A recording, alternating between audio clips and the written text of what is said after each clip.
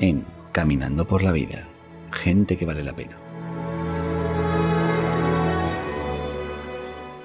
Las Fuerzas Armadas tienen como misión garantizar la soberanía y la independencia de España, defender su integridad territorial y el ordenamiento constitucional. Para hablarnos esta noche del desempeño actual de esta misión, contamos con el presidente de ATME, la Asociación de Tropa y Marinería de España, Marco Antonio Gómez. Muy buenas noches. Hola, ¿qué tal? Muy buenas noches. Bienvenido a Caminando por la Vida, Marco Antonio. Muchísimas gracias a vosotros por la invitación. Creo que te pillamos de viaje. Pues sí, vamos de viaje a Cáceres a una reunión con europarlamentarios para poder llevar pues la problemática, ¿no?, de los militares a Europa, ya que Europa está dando la voz de alarma, pues vamos a ir a poner nuestro granito de arena. ¿Por qué es necesario que exista ATME, que exista esta asociación, Marco Antonio? Bueno, pues lo primero es para poder canalizar toda la problemática de la escala a la que nosotros, por ejemplo, representamos, que es la de tropa y marinería, pero en muchos aspectos a la mayoría de los problemas de todos los militares, ¿no?, los que son comunes, ¿no?, como el tema de carrera militar, el tema de salario, conciliación familiar. Y bueno, la necesidad de que estén las asociaciones porque evidentemente los problemas no llegan a donde tienen que llegar. Se quedan parados la mayoría de las veces en los jefes de unidad, que a veces ellos mismos ni siquiera tienen conocimiento de los problemas reales que tienen la tropa y marinería. Y bueno, nosotros encauzamos todo ese tipo de problemas y lo llevamos a través del Consejo de Personal, y si no es a través del Consejo de Personal, pues directamente utilizamos los cauces que hay legales, como escribirlos y enviarlos, evidentemente, por toda la cadena que tenemos a través del Consejo de Personal y que llega a la ministra de Defensa, que a fin de cuentas es la que tiene que tomar carta en el asunto para poder modificar todo lo que afecta a los hombres y mujeres de la Fuerza Armada. ¿Cuáles son en este momento las principales reivindicaciones de nuestros soldados y marineros? Bueno, la principal ahora mismo y sobre todo actualmente con la situación que hay a nivel europeo y a nivel mundial, ¿no?, con cómo está ahora mismo Europa, evidentemente es la protección de los países, ¿no?, el que estemos dotados de una política de defensa bastante fuerte, porque hay que decirlo alto y claro, ahora mismo la situación que tenemos es de un déficit total de soldados, por lo menos lo que atañe a España. No lo decimos nosotros, lo dicen ya hasta desde el propio Ministerio, donde se amplían los plazos para presentarse, como en esta última convocatoria, a soldados y marineros de más de 4.000 plazas, las amplían porque no se están cubriendo las plazas. Un déficit muy claro en el tema de los salarios. Acabamos de asistir el viernes día 21 a ese, no sé cómo llamarlo, ¿no?, desde la asociación creemos que ha sido como un teatrillo, ¿no?, en el que nos han hecho ir de bulle corriendo a Madrid para darnos un borrador sobre una subida salarial que para nada cumple nuestras expectativas. Evidentemente todas las subidas son bienvenidas, pero no cumple para nada la expectativa que tenemos porque lo está demandando Europa. Europa dice que hay que invertir más en defensa, España tiene las manos libres para invertir en defensa, pero lamentablemente vemos como ese tipo de inversión no llega a lo más importante, que no lo podemos olvidar. Lo más importante no son los carros de combate, ni son los aviones, ni son la munición, ni el equipo, ni los fusiles. No, lo más importante son los hombres y mujeres que componen la Fuerza Armada.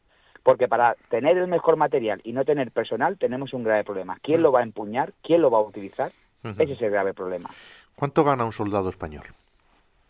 Pues lamentablemente un soldado español, y los oyentes se van a quedar perplejos, nosotros llevamos una nómina, bueno, llevamos dos nóminas, ¿no? Pero la primera a la que queremos hacer referencia es a un soldado que juró bandera en este último ciclo pasado del año 2024 y aún sin destino, y cobra la friolera de 1.096 euros netos. Eso es lo que tiene limpio para llevar a su casa. Pero es que ya un soldado con un destino dentro de lo que es la península, sin ser destinos especiales por insularidad, como Ceuta, Melilla, Canarias, Baleares, que cobran un poco más, está cobrando 1.183.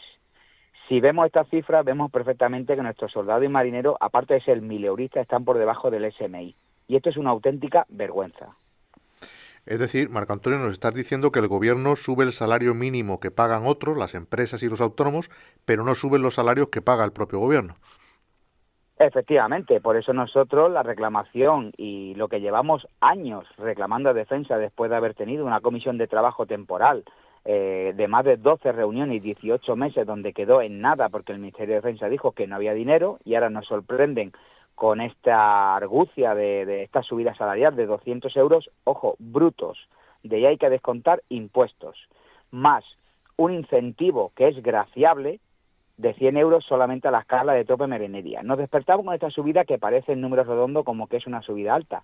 Pero es que Es nosotros decir, Marco Antonio, para que nuestros oyentes sí, lo entiendan, el salario de un soldado es el que nos has dicho antes y ahora el gobierno lo actualmente que sigue a subida. propone es una subida de 200 euros. Correcto, brutos, de ahí hay que descontar impuestos, unos 150, 160 se quedarán. Uh-huh. Eso para todos los militares, incluidos los militares que están en la reserva. Y luego aparte, solo a la escala de tropa de marinería, un incentivo de 100 euros, pero que esto es graciable, que hay que dejarlo claro porque se ha corrido un rumor, sobre todo porque no hemos tenido que enterar por la prensa. Todo esto que estamos hablando, nosotros que somos los representantes legítimos de todos los militares, nos hemos tenido que enterar por la prensa. Ese borrador lo ha filtrado, parece ser, el propio Ministerio de Defensa a la prensa y luego se nos convoca 48 horas después para que vayamos a Madrid a recogerlo en mano. Entonces, nos parece una falta de respeto total que tengamos que enterarnos así cuando hay unos cauces normativos para que las asociaciones estemos enterados de este tipo de cosas. Como ya digo, ese incentivo de 100 euros no es consolidable. Queremos dejarlo muy claro aquí. No es consolidable. Solamente hay un compromiso del Ministerio de pagarlo todos los meses. Pero mañana dice el Ministerio que no y esos 100 euros no se pagan. Con lo cual, pues bueno, esa publicidad que han dado de subir 200 más 100 euros no es totalmente cierta. Y los 200 euros consideráis que es absolutamente insuficiente, ¿verdad? Por supuesto que es insuficiente, por una sencilla razón. Aparte del poder adquisitivo que han perdido los militares, hay que recordar que el esfuerzo, el sacrificio que hacemos los militares, que hay que recordar, y nosotros respetamos a todas las profesiones, pero hay que decirlo alto y claro, cada vez que hay una catástrofe en España, dentro o fuera de sus fronteras, a quien sacan de la urna de cristal es al ejército y lo ponen a trabajar gratis.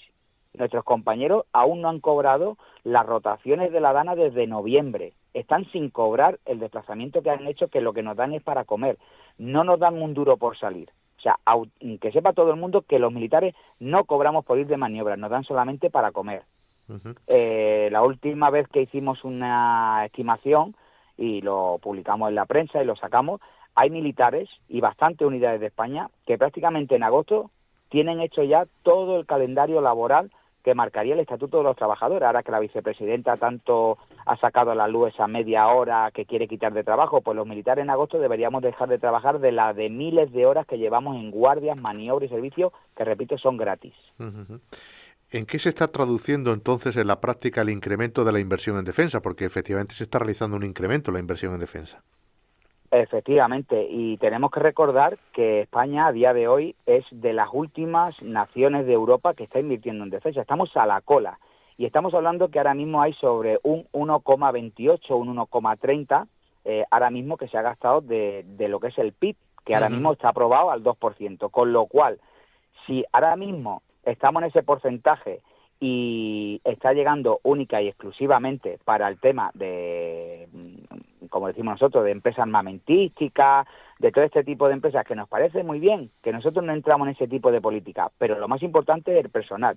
¿Qué va a hacer entonces el Ministerio de Defensa y el gobierno de turno cuando tengamos que llegar al 3% que ha dicho Europa o aún más al 5% como reclama Estados Unidos? Estamos hablando de miles y miles y miles de millones. Y realmente vemos, y nosotros respetamos lo que haga el gobierno a nivel político y internacional, pero acabamos de ver cómo el viernes a nosotros nos dice 400 millones y que no hay más dinero, y el lunes el presidente del gobierno dice que 1.000 millones para el ejército ucraniano. Oiga, perdone que le diga, pero ¿qué pasa con nuestro ejército? ¿Qué pasa con los suyos, con lo de su país? A nosotros nos da 400 y a otros 1.000 euros, esas 1.000 millones, y nos parece muy bien, que no entramos en la política que haya de... Pero Europa tendrá algo que decir cuando está diciendo a España que invierta en defensa, pero invierte en defensa de tu país. El ejército español al mismo tiempo, Marco Antonio, se encuentra inmerso en más misiones internacionales que nunca en su historia. En concreto, 16 misiones con más de 3.000 militares y guardias civiles desplegados en 4 continentes. ¿Cuentan estos compañeros con medios y efectivos suficientes para poder afrontar esas misiones? Pues lamentablemente tenemos que decir que no. Nuestra asociación sacó a la luz todo lo que padecían nuestros compañeros en la misión de Letonia, de falta de material, de estar trabajando en talleres sin la debida extracción de los humos de los carros de combate, donde la gente estaba teniendo vómitos, mareos, en fin, es que está afectando nuestra propia salud y con material que era deficitario en el tema de frío. No habían guantes ni uniformes de frío adecuados. Todo esto lo hemos sacado nosotros a la luz y automáticamente Defensa es cuando ya te sacan las vergüenzas, cuando te pones a trabajar e intentar arreglarlo. Pero hay algo que me gustaría apreciar y que ha dicho usted muy bien, el tema del personal que está desplegado. Estamos hablando de 3.000 y pico militares que están fuera de nuestras fronteras en misiones.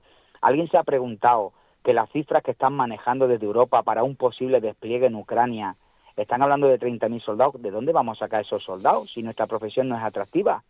Si los soldados están abandonando las Fuerzas Armadas para presentarse a la Policía Local, a la Policía Nacional, a la Guardia Civil, porque son fijos y ganan el doble de salario, y el día 1 de enero tienen todo su cuadrante del año para saber los días que trabajan, que no trabajan, los festivos, etcétera, y en el Ejército nosotros estamos a años luz? ¿De dónde van a sacar los militares? Si abandonan los soldados antes de jurar bandera, se están dando de baja de los centros de formación, y los suboficiales de España y los oficiales se están yendo a empresas privadas porque les pagan el doble. Es que no somos atractivos, es que no va a entrar gente en las Fuerzas Armadas, esta es la verdad, lo pinten como lo pinten y los números hablan por sí solos. ¿Faltan ya soldados en España? Sí, nuestra asociación ya hace años que dimos una cifra y desde aquí quiero reconocer que nos equivocamos. ADME ya lleva años diciendo, por los datos que manejamos nosotros, de el personal que pasa a red, el personal que abandona la Fuerza Armada por pasar a la reserva, el personal que evidentemente fallece, más los que abandonan las Fuerzas Armadas por policía, Guardia Civil, etcétera, y manejábamos una cifra de 13.000 soldados. Hace poco salió una estadística con datos que Defensa pues había facilitado a los medios de comunicación y, como ya digo, tengo que reconocer que nos equivocamos en la cifra, porque la cifra que salió fueron 13.300. Nos hemos equivocado en 300. Una modesta asociación hace el trabajo prácticamente de Defensa sacando la vergüenza de cuántos militares hacen falta. Pero es que ya vamos más allá. Los últimos datos que han dado a raíz de la guerra de Ucrania y demás ya están hablando de más de 20.000 militares los que hacen falta, y, por ejemplo, el Partido Popular ha pedido ese incremento hasta 140.000 efectivos de los actuales 120.000 más o menos que hay ahora mismo, para poder llevar a cabo todos los compromisos que España tiene adquiridos con la OTAN y con los futuros despliegues. ¿Cómo son las relaciones de ADME con la ministra de Defensa, Robles? Pues lamentable tenemos que decir que inexistente, y no será por la voluntad que nosotros hemos puesto. Nuestra asociación es la única que ha pedido por escrito una reunión con Su Majestad el Rey, una reunión con el presidente del Gobierno y con la ministra de Defensa, Margarita Robles. Ya no sabemos a dónde acudir. Le hemos solicitado por escrito, públicamente, a nivel individual, a nivel colectivo, a nivel personal, a través de diputados y senadores del Partido Socialista, a través de conocidos. Realmente ya no sabemos cómo pedirle a la señora ministra de Defensa que se siente con nosotros a hablar. Pero no porque nosotros queramos sentarnos, sino porque es que ella nos lo dijo. Quiero recordar sus palabras textualmente y literales que nos dijo en una reunión en Madrid al principio cuando llegó a la legislatura, y la verdad que todo el mundo creímos que esta ministra de Defensa venía a cambiar la forma en la que se veía la Fuerza Armada, y nos dijo que quería reunirse con las asociaciones fuera del encorsetamiento del Consejo de Personal de la Fuerza Armada. A día de hoy, y después de varios años, seguimos esperando que esas reuniones se produzcan. Si de hecho no va ni a su pleno, no preside el Consejo de Personal, que es su órgano, de la cual es presidenta, y manda a la subsecretaria de Defensa. Entonces entendemos que no hay voluntad por parte de la ministra a sentarse con nosotros y escuchar de primera mano los problemas reales. Lo que no podemos seguir es escuchando problemas que le cuentan otros y que no son reales. Nosotros, la escala de tropa de Merenía, pedimos respeto en ese sentido. ¿Estamos seguros los españoles con nuestro vecino del sur, Marco Antonio, a la vista de todo lo que nos has contado? Hombre, ahí entramos en el tema político. Nosotros, las relaciones que pueda tener el gobierno con otros países, pues evidentemente no podemos entrar. Sí que lo que podemos decir es que los militares que, por ejemplo, están en zonas bastante complicadas, como es Ceuta y Melilla, por la cercanía de un país fronterizo, pues lo hemos visto en las noticias, los problemas que está habiendo, y donde se recurre a la Fuerza Armada pues para paliar y ayudar, por ejemplo, a la Guardia Civil en este sentido. Nuestros militares, evidentemente, es personal muy cualificado y muy preparado y muy valorado. El problema es que no lo valoramos nosotros mismos. La ministra de Defensa no nos valora, por una sencilla razón. Nos dice públicamente que somos los mejores, los más altos, los más guapos, los hombres y mujeres que más se sacrifican. De hecho, desde aquí le hago un llamamiento a la ministra para que nos reconozca lo que ella en público ya ha dicho, que somos de muy alto riesgo. Entonces, ¿cómo es posible que nuestra profesión no esté considerada de riesgo? ¿Hay alguien en este país que entienda que una persona que maneja armamento, explosivos, salta en paracaídas, hace buceo, operaciones especiales, está destacado en misiones en el extranjero, vamos a todas las catástrofes, nos digan que no somos de riesgo y que, con todo mi respeto, el actor de cine que tiene un especialista para doblaje de escena de riesgo está considerado de riesgo? Esto es reírse de los hombres y mujeres que dan la vida por su país. Lo siento y lo digo como lo sentimos los militares. Esto es reírse de nosotros. Entonces, como ya digo, estamos muy preparados. El ejército español es muy buen ejército, pero nos falta personal, con lo cual el día de mañana que suceda algo, pues sinceramente no sabría qué contestarle, porque me veo con el taca-taca yendo a alguna misión que me tengan que mandar a mis 50 años, porque no hay un relevo. ¿Qué papel está jugando en este momento el ejército en la reconstrucción de Valencia? Pues la verdad que nuestros compañeros en Valencia se han dejado la piel, se han dejado los sentimientos, se han dejado todo, ¿no? Porque como ciudadanos y que también tenemos familia, nuestros propios compañeros destacados en Valencia pues han sufrido mucho viendo a sus propios familiares cómo han perdido viviendas, cómo lo han pasado tan mal. Entonces la dedicación allí ha sido total. Nuestros compañeros han trabajado a destajo, sin contar los días ni las horas, como dicen los credos, sobre todo el de la Legión, y han estado a pico y pala todas las horas que han hecho falta. Pero también hay que decir una cosa: una vez que estamos en la zona y hemos estado ayudando, estamos hablando de zona nacional. No estamos hablando de Afganistán, no estamos hablando de Irak, donde es complicado llevar cualquier tipo de ayuda o de material para que nuestros compañeros estén bien. Nuestros militares han estado y no nos hemos quejado en ningún momento de los primeros días. Pero oiga, cuando esto ya pasa de más de 80 días y hemos seguido durmiendo en litera, donde hemos contraído la sarna, donde hemos estado comiendo en frío, donde nos ha faltado comida, donde hemos estado mal, muy mal, y el Ministerio de Defensa fue conocedor porque lo sacamos nosotros a la luz, hay que ponerse a trabajar y dar los medios necesarios para que nuestros compañeros sigan trabajando, porque ellos lo que quieren es trabajar al 200%. Comer, descansar y a las 7 de la mañana otras 12 horas de trabajo ininterrumpida dándolo todo y sin cobrar.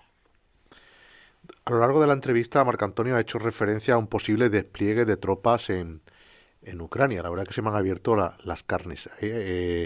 ¿Hay algún posicionamiento, o la asociación, o vosotros tenéis algún posicionamiento sobre cómo se están desarrollando los acontecimientos en Ucrania y